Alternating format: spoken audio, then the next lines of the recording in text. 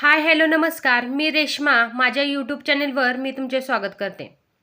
तर आज मी खलबत्त्यामध्ये खरडा करणार आहे आणि त्यासाठी घरात अशा भरपूर अशा मिरच्या होत्या आणि कोथिंबीरही होती. मग मी असा धुराचा खरडा करण्याचा विचार केला. आता तुम्ही म्हणाल धुराचा खरडा म्हणजे काय? तर या व्हिडिओमध्ये तुम्ही बघा धुराचा खरडा कसा करतात ते. अगदी गावरान पद्धतीचा हा खरडा बनवणार आहे. जर तुम्हाला मिरच्यांचा हा ठेचा किंवा खरडा खायला आवडत असेल तर हा व्हिडिओ तुमच्यासाठी यूजफुल होणार आहे.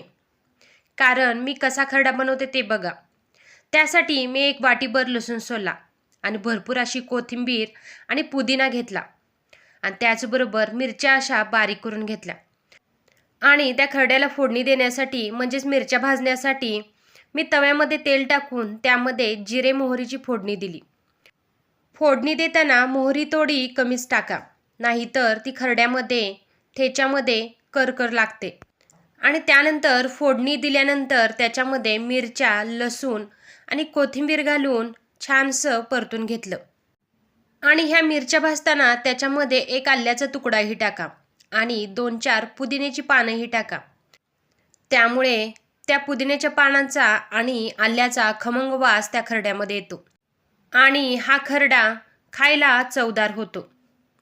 तुम्ही अशा प्रकारे हे सर्व साहित्य तव्यामध्ये कमी गॅसवर भाजून घ्या. आणि मिरच्या भाजायच्या म्हटलं तर घरभर त्याचा वास पसरतो आणि ठसका येतो. त्यासाठी मिरच्या भाजताना कधीही मोठा गॅस नाही, कमी गॅसवर ह्या भाजून घ्यायच्या, नाहीतर घरभर त्याचा वास पसरतो. ह्या मिरच्या भाजताना जर त्याच्यावर डाग पडायला लागले तर त्याच्यावर अशा पद्धतीने झाकून एक वाफ करून घ्यायची, म्हणजे त्या आतल्यात शिजतील आणि त्याचा ठसकाही होणार नाही. आणि मिरच्या व्यवस्थित भाजल्यानंतर आपल्याला खलबत्ता घ्यायचा आहे. आमच्या घरामध्ये असा मोठा दगडी खलबत्ता आहे आणि त्याच्यामध्ये खरडा केला तर खूप चविष्ट होतो. म्हणूनच म्हटलं याच्यामध्ये आपण आज खरडा करूया. अशा निम्म्या मिरच्या खलबत्त्यामध्ये काढून घेतल्या आणि त्याच्यामध्ये थोडंसं मीठ टाकलं. हा अशा पद्धतीने ठेचून घेतला. तुमच्याकडे जर खलबत्ता नसेल तर तुम्ही हा ठेचा मिक्सरमध्येही करू शकता. पण खलबत्त्यात केलेला खरडा हा मिक्सरमध्ये केलेल्या खरड्यापेक्षा अतिशय चविष्ट बनतो. खरडा बनवताना कधीसुद्धा या मिरच्यांना हात लावायचा नाही, कारण कितीही हात धुतला तरी खरड्याचा वास जात नाही आणि हातालाही खरड्याची ॲलर्जी होते, हाताची आग होते. खरडा हा बारीक न करता थोडासा जाडसरच ठेवायचा. आता पुढची प्रोसेस खूप महत्त्वाची आहे.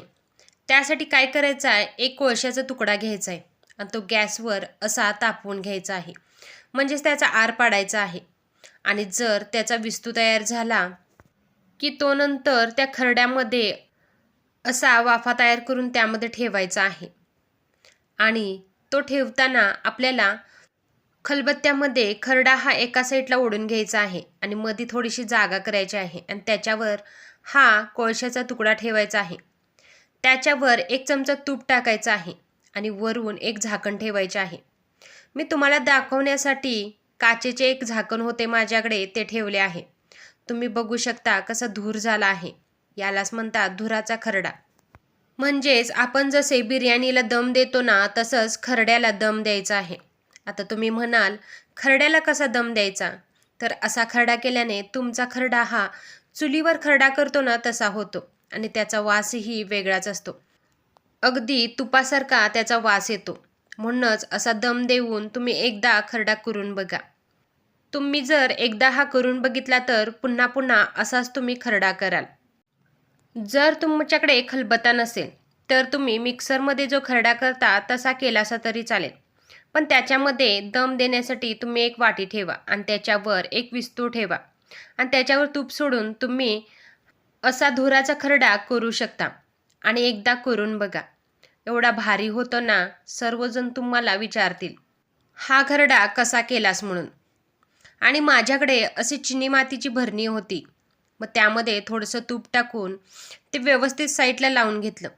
त्यामुळे खरड्याला एक वेगळीच चव येते आणि त्याच्यामध्ये हा खरडा भरून ठेवला.